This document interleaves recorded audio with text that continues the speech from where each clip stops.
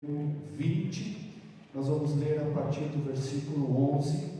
Enquanto os irmãos abrem as suas Bíblias, eu quero agradecer pelas orações dos irmãos, pela viagem. Eu passei esta semana em viagem, saí daqui no domingo à noite e cheguei ontem à tarde em casa. Foi uma semana de viajando, e foi uma semana de trabalho pesado. Às vezes o que nos cansa nessas viagens é principalmente o translado, né?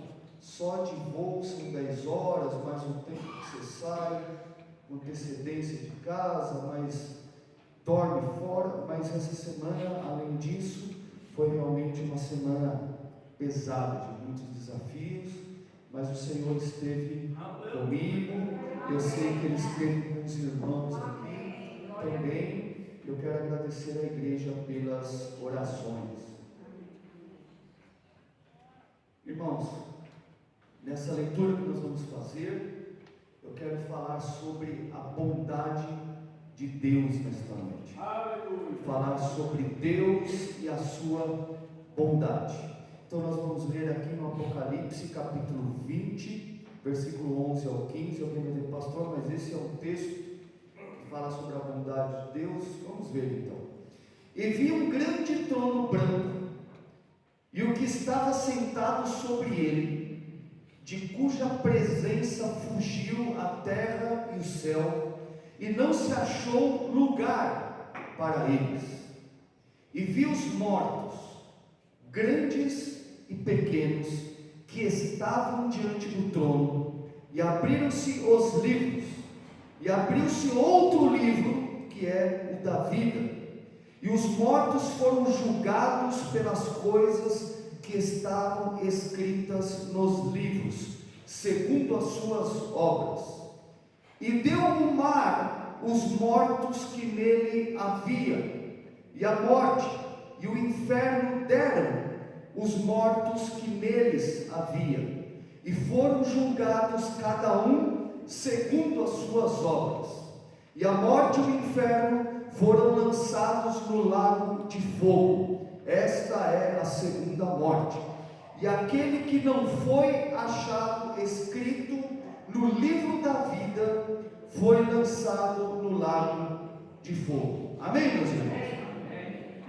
Eu gostaria nesta noite, como eu já disse, de falar sobre a bondade de Deus.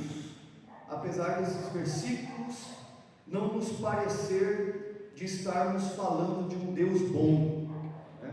Um Deus que lança homens e mulheres no lago de fogo, né?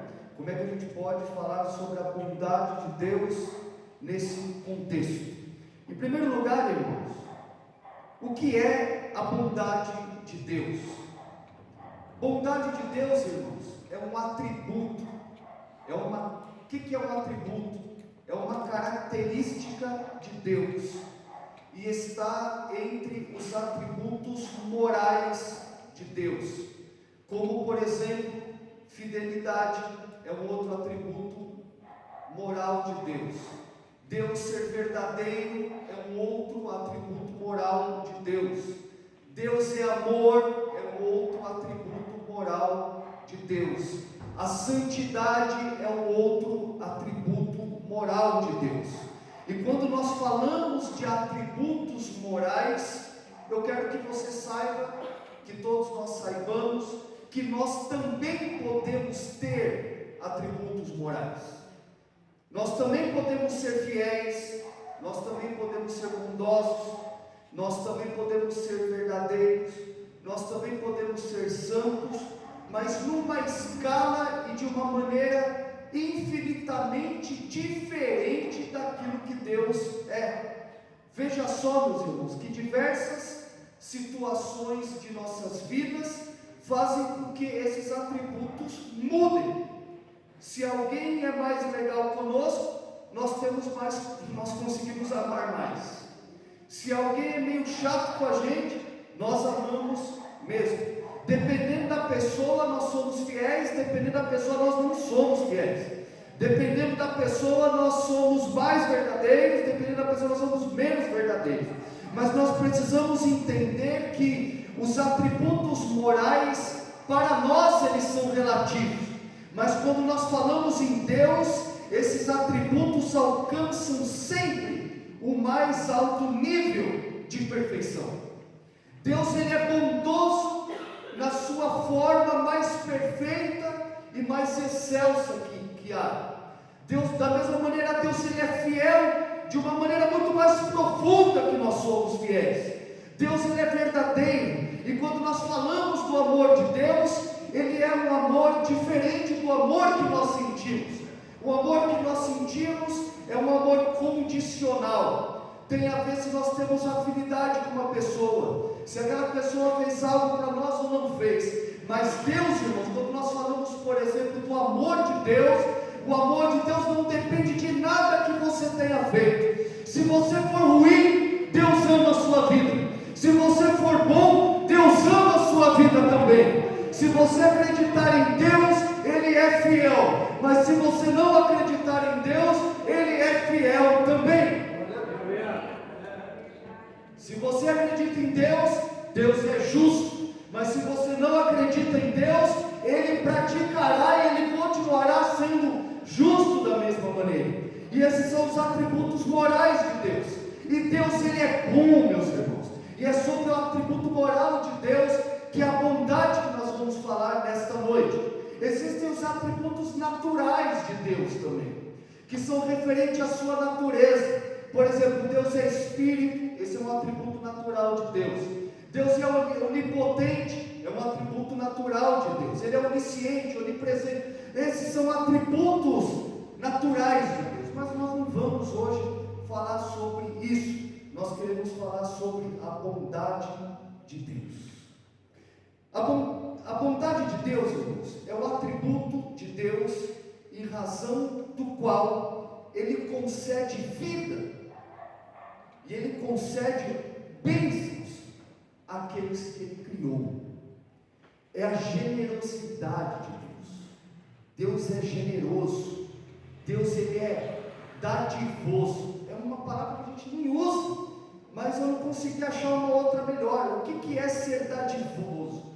Deus, ele é Deus ser liberal para dar. Nós muitas vezes, nós temos algo, eu vou dar para o pastor Felipe isso, mas não vou dar para o Tiago. Mas a bondade de Deus, essa característica dele ser generoso, significa que ele dá a todos e não retém. E muitas vezes, meus irmãos, nós temos uma quantidade de coisas e nós, para ele eu vou dar 3, mas porque eu gosto mais do outro eu vou dar 5. Mas Deus, irmãos, é perfeito em sua bondade. E o mais interessante é que não importa a quem. Veja o que diz Mateus capítulo 5, versículo 45. Porque Deus faz com que o sol se levante sobre maus e bons, e que a chuva desça sobre justos e injustos. Isso é a bondade de Deus. Todos são alvos da bondade de Deus. Eu sou alvo da bondade de Deus, e você também é alvo da bondade do Senhor. Uma vez um homem crente foi na casa de um amigo que não era crente, e na hora da refeição, eles foram comer juntos. O crente disse assim: eu quero dar graças pelo alimento. E ele curvou sua cabeça e orou agradecendo a Deus por aquele alimento. E quando ele abriu os olhos, o outro disse assim: eu não concordo com você. Se você está sentado na minha mesa, esse alimento que está aí fui eu que trabalhei, fui eu que comprei e fui eu que preparei. Você não tem que agradecer a Deus por conta disso. Deus não tem nada a ver com isso. Deus está preocupado com outras coisas. Ele disse: não. Esse alimento só está sobre a sua mesa porque a bondade de Deus fez com que houvesse chuva para que houvesse colheita. Porque a bondade de Deus foi tão maravilhosa que Ele fez com que houvesse pessoas para ir lá trabalhar e colher e armazenar e transformar esse alimento em algo que então você pudesse ir lá comprar. A bondade de Deus, ela é tão grande que Ele deu saúde a você para você trabalhar, ganhar o seu dinheiro e estar aqui. Aí ele diz: é verdade. Diz capítulo 3 de João que não há nada de bom que nós temos nessa vida que não seja dádiva do nosso Deus. Então a bondade de Deus é a disposição de Deus de prover, de dar, de prover todas as nossas necessidades. E a bondade de Deus não tem a ver só com a nossa vida espiritual, mas Ele é aquele que também provê todas as nossas necessidades materiais. E no contexto dessa conversa, aquele crente deu àquela outra pessoa a seguinte informação: estatisticamente, se o mundo deixasse os irmãos sabem isso, já ouviu falar das safras, né? As safras são cíclicas, né? Existe um momento de plantação e depois vem a safra, onde se colhe, etc. E aquele homem tinha um dado muito importante: se o mundo deixasse uma vez só de produzir uma safra, se a terra deixasse de produzir a safra uma vez, metade da população mundial morreria. Os irmãos entendem isso? 4 bilhões de pessoas morreriam se por algum motivo o mundo não produzisse safra um ano. Então ele explicou aquilo para o homem e disse assim: se o mundo não produzisse por 2 anos consecutivos safra, não haveria mais vida na terra, porque a outra metade seria consumida. Então a bondade de Deus é essa disposição de Deus de prover todas as necessidades, as nossas necessidades materiais, como tudo aquilo que nós precisamos para viver, quanto também as nossas necessidades espirituais, a começar pelo perdão dos nossos pecados. Deus, Ele estende as suas mãos e perdoa os pecados de todo aquele que quer receber o perdão do pecado de Deus. Deus, Ele também concede alegria a todo aquele que nele crê. Deus concede a paz do Espírito a todo aquele que procura a paz em Deus, o nosso Senhor e Salvador Jesus Cristo. Isso é a bondade de Deus. E por que eu li Apocalipse? Muito bom. Eu queria fazer aqui e ler aos irmãos os apontamentos que eu fiz a respeito da bondade de Deus. Eu quero trazer à igreja um panorama sobre a bondade de Deus, para provar aos irmãos como Deus é bom. Irmãos, veja só, eu quero fazer uma varredura na Bíblia, de maneira muito resumida, é verdade. Deus, Ele cria o Éden, o jardim do Éden, e vê que tudo ali é bom, maravilhoso. Coloca nele o homem, coloca nele a mulher, mas o homem desobedece a Deus, pisa na bola, desobedece a ordem de Deus, e o que Deus faz? Ele se vinga? Não, Ele justifica o homem e faz a promessa do Salvador da humanidade. Deus, Ele é bom, meus irmãos, mesmo quando o homem é ruim. Deus dá então uma nova oportunidade ao homem, né? Olha, vocês têm uma oportunidade, mas diz a palavra de Deus que a maldade vai se multiplicando, a ponto de Deus dizer para Noé: construa uma arca, que eu vou salvar a todos que nela entrar. A bondade de Deus, apesar de toda a maldade, Deus proveu uma arca para a salvação. Deus chama Abraão e Deus chama Sara, e lhes faz promessa de um filho nascido do ventre de Sara, apesar de eles serem já avançados em idade. Mas a falta de fé, olha só, a pisada na bola de Sara e de Abraão faz com que Sara dê a sua serva para dormir com Abraão. mas mesmo assim, Deus ainda mais tarde concede um filho a Sara, a bondade de Deus. Deus dá filhos a Rebeca e promete que Jacó seria o herdeiro da promessa, apesar de não ser o primogênito. Ela pisa na bola, engana o seu marido, para que ele abençoe Jacó, fantasiado de Esaú. Mas mesmo assim, Deus faz de Jacó uma grande nação. A bondade de Deus. Deus livra o povo de Israel do Egito, mas na primeira, e veja só, não é que Deus livra Israel do Egito. Deus livra Israel do Egito com mão forte, através de sinais, de maravilhas, faz o povo passar por terra seca, faz toda aquela maravilha, vai guiando o povo no deserto com nuvem, com coluna de fogo durante a noite, mas na primeira oportunidade que o povo tem, eles fazem para si um bezerro de ouro. O que Deus faz? Desiste da sua bondade? De maneira nenhuma. Ele oferece uma oportunidade a todos através da lei, do pacto da lei mosaica, dando a Moisés novamente a lei, reforçando a sua promessa de que aquele povo seria um reino sacerdotal. Deus cumpre sua promessa, introduzindo o seu povo na terra prometida. Nós vemos isso lá no livro de Josué. Mas o que nós vemos no final do livro de Josué? Que o coração do povo se desviava do caminho do Senhor, mas Deus continuamente, apesar da infidelidade do povo, Deus continuava sendo bom, mandando seus juízes para que libertassem o povo dos outros povos. E quando nós lemos o Antigo Testamento, nós vemos esse ciclo se repetir, e se repetir. O povo se desviava, vinha o castigo divino, mas logo vinha a bondade de Deus providenciando um libertador. Deus levanta o grande rei Davi. Não houve rei como ele, e através do rei Davi, Deus faz de Israel uma grande nação. Mas o que acontece?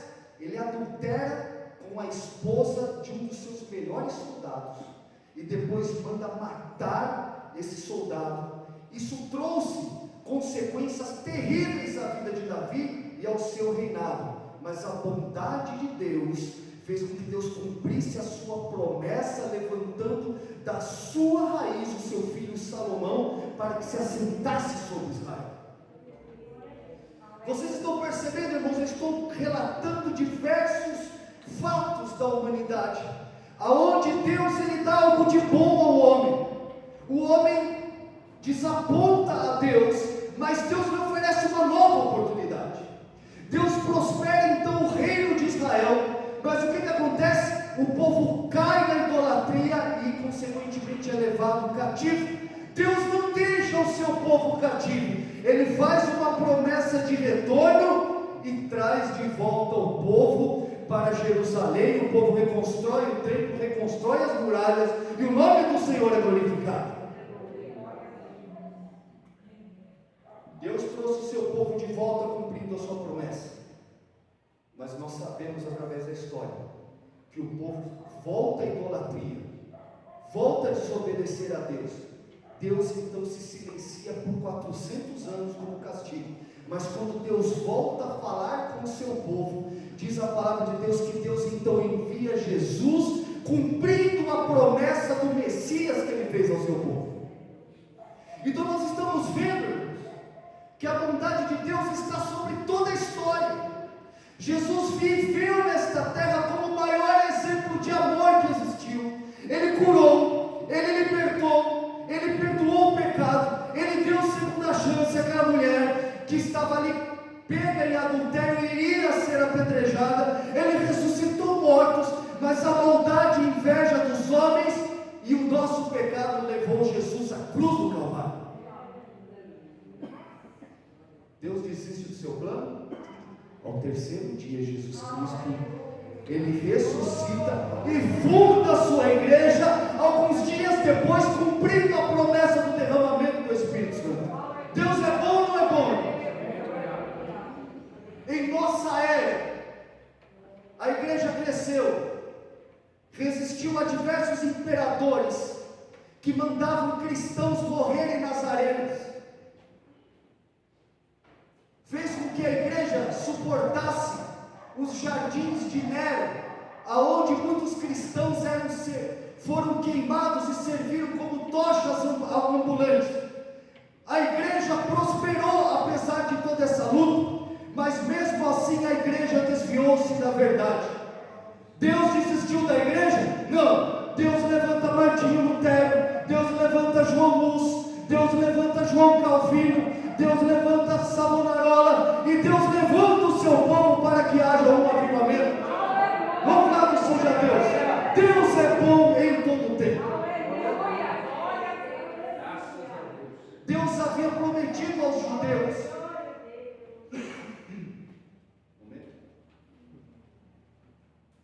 Deus havia prometido aos judeus que havia sido espalhados no ano 70 depois de Cristo. Centenas de anos, mais de 1000 anos se passaram. Deus havia prometido que eles voltariam da sua terra. Mas em 1948, apesar da incredulidade daquele povo, apesar daquele povo não ter aceitado Jesus como Messias, Deus continua sendo bom, e Israel volta a ser uma nação. Louvado seja Deus. Irmãos, Deus tem sido bom com todos nós. Deus tem sido bom com muitos de nós. E apesar disso, muitos de nós, e muitas vezes eu, muitas vezes você, apesar da bondade de Deus, nós temos sido infiéis para com Deus. Nós temos falhado em nossa fidelidade com Deus. Nós temos vivido de maneira que não agrada ao Senhor.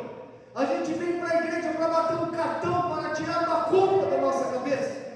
Mas mesmo assim, Deus continua sendo bom, oferecendo a mim, a você e a cada um de nós oportunidades de perdoar os nossos pecados. Deus tem sido nosso advogado.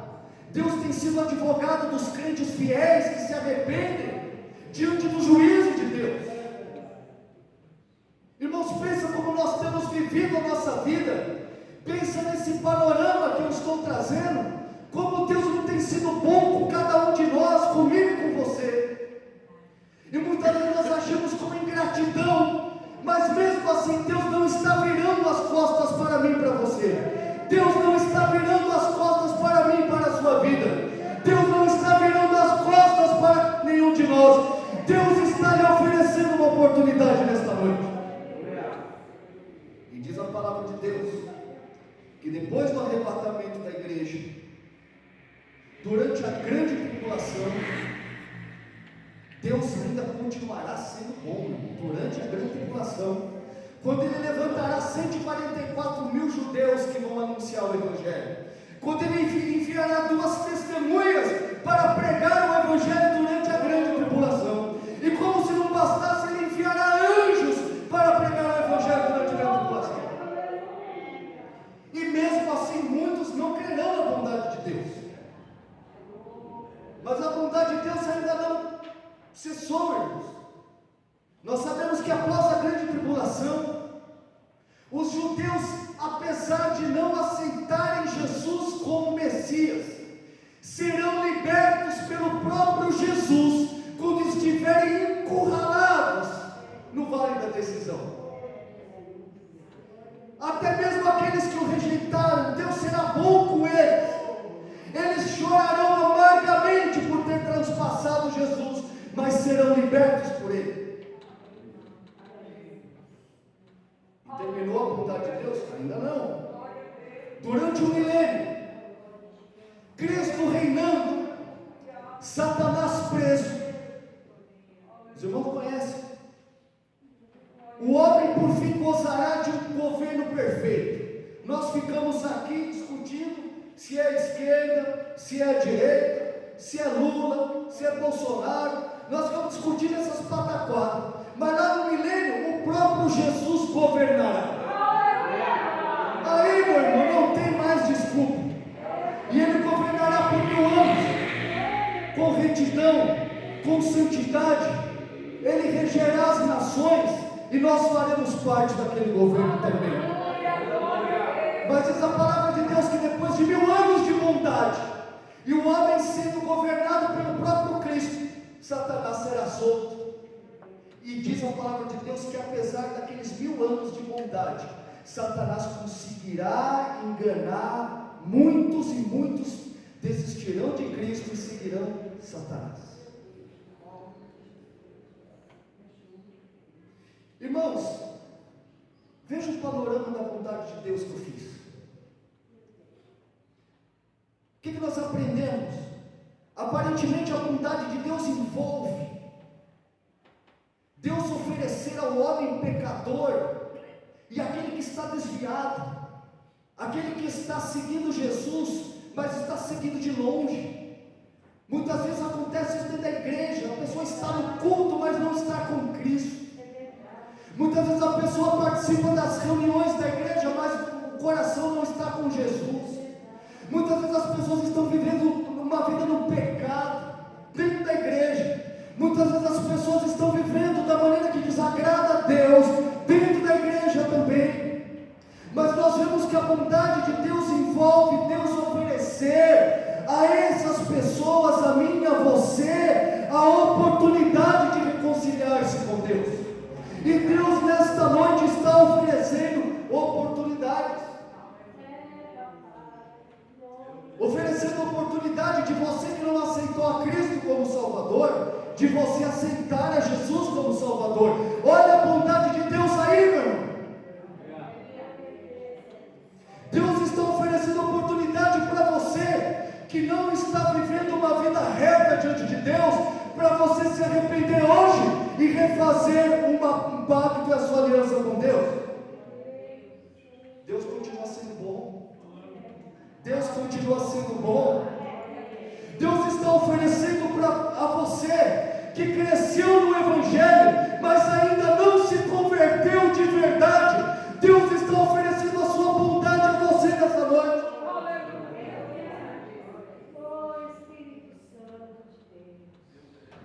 E se nós fizermos isso, enquanto nós tivermos oportunidades, enquanto nós estamos vivos, Ele será o nosso advogado. Diz lá a palavra do Senhor: filhinhos, eu escrevo para que vocês não pequem, mas se vocês pecarem, Jesus, Ele é o nosso advogado que intercede por nós diante do Pai. Mas para você ter esse advogado, você precisa aproveitar a oportunidade que Deus te dá de você ser livre da condenação nessa noite.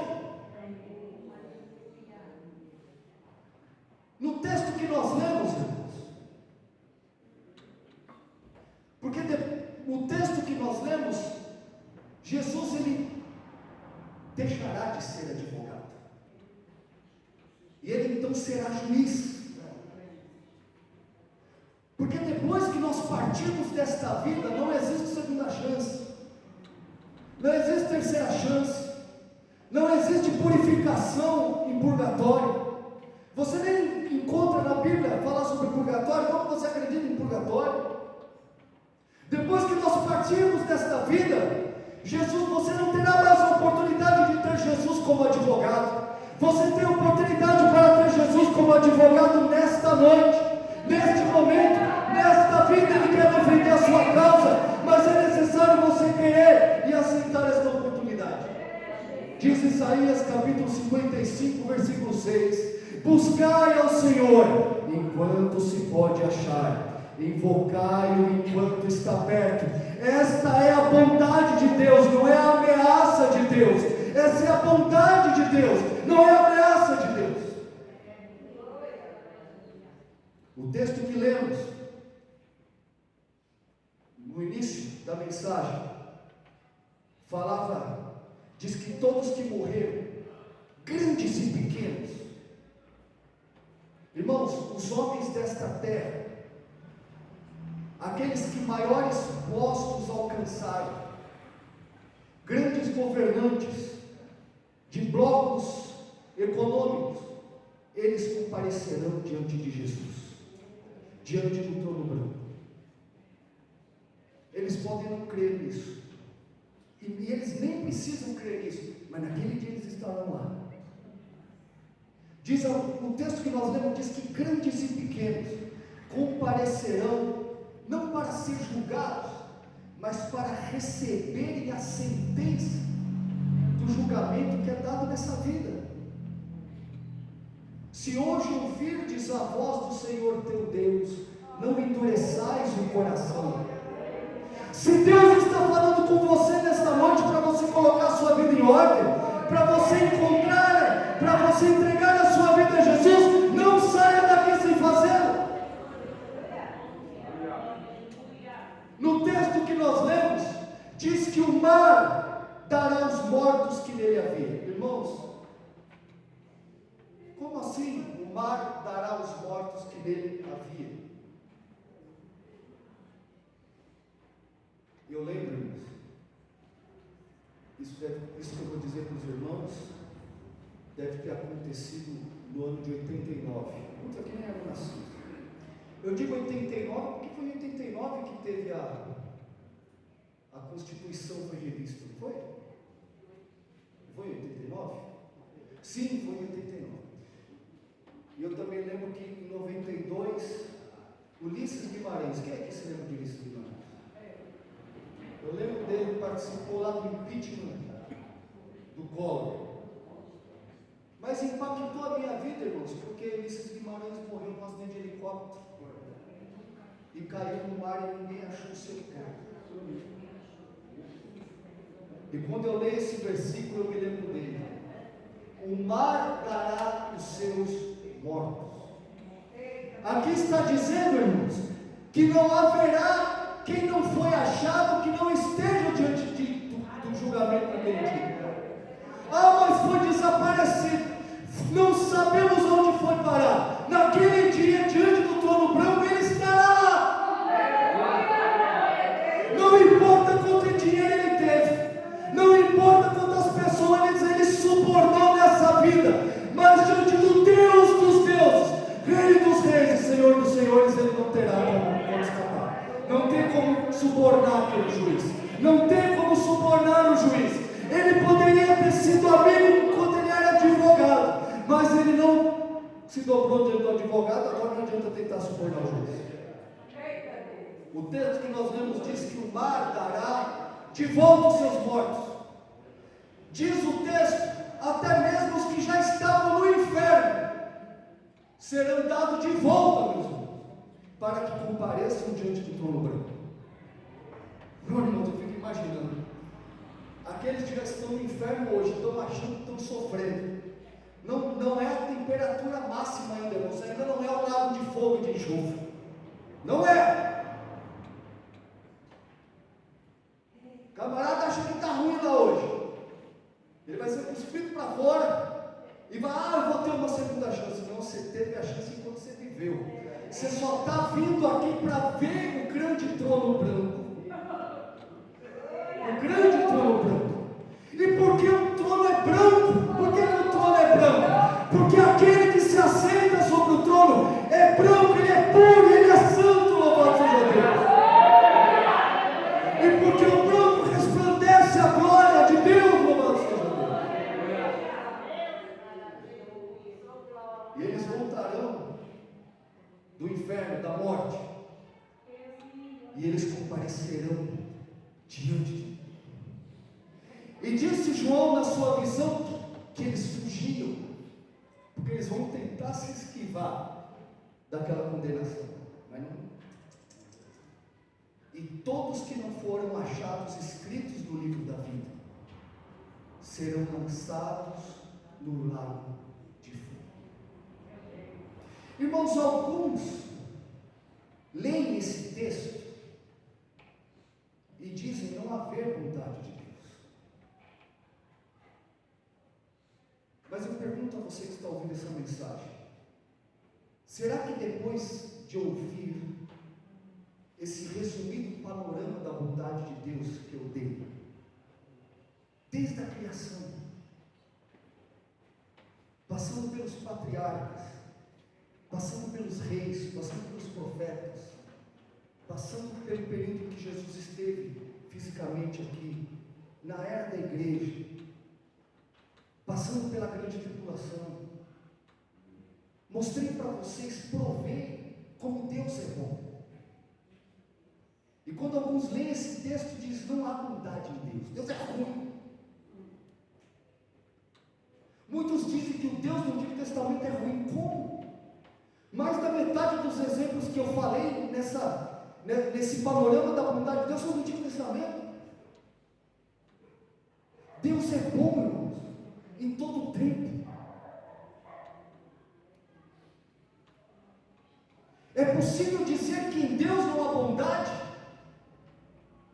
Ao longo de 80% dessa mensagem, eu mostrei para vocês como Deus foi bom, como Deus tem sido bom, e como Deus ainda será bom. Ele é conhecido como advogado da igreja, mas naquele dia ele será juiz. E a prova de quanto Deus é bom, meus irmãos, é Ele dar a mim e a você a oportunidade de estar aqui nessa noite, ouvindo essa mensagem, que nos alerta a aproveitarmos as oportunidades que Ele nos dá. Você não está ouvindo essa mensagem quando não haverá mais oportunidade de tomar uma decisão. Você não está ouvindo essa mensagem quando não dá mais para se arrepender dos seus pecados. Você não está ouvindo essa mensagem quando você não tem mais jeito na sua vida. Você está ouvindo essa mensagem justamente hoje, porque Deus te ama, porque Deus é bom e Ele tem um plano na sua vida. O fato de eu começar a ler, de eu começar essa mensagem falando a respeito da ira de Deus, foi para mostrar para você que existe limite. Foi para mostrar para você que é necessário você aproveitar a oportunidade que Deus está lhe dando nesta noite. Qual é o problema? O que é que você precisa entregar para Jesus nesta noite? Será que você não precisa finalmente entregar a sua vida a Jesus? Eu quero chamar aqui o Natan e os músicos, que eu gostaria que nós louvássemos a Deus com aquele hino que fala sobre a bondade de Deus. Eu quero que você adore ao Senhor. E se você sentir no seu coração o desejo de entregar a sua vida a Jesus, se Deus falou com você através dessa palavra que não veio de mim, mas veio do Senhor esta palavra, Deus está lhe dando a oportunidade. Vem aqui à frente e receba esta oração. Aceite a Jesus como seu Salvador. Hoje Ele é o seu advogado, mas naquele dia Ele poderá ser um juiz. Vamos nos colocar em pé e vamos louvar a Deus. Vamos exaltar a Deus através da sua bondade. E depois eu quero orar pela sua vida. Não deixe de vir aos pés do Senhor. Se o Senhor Jesus está te chamando, venha e receba a oração.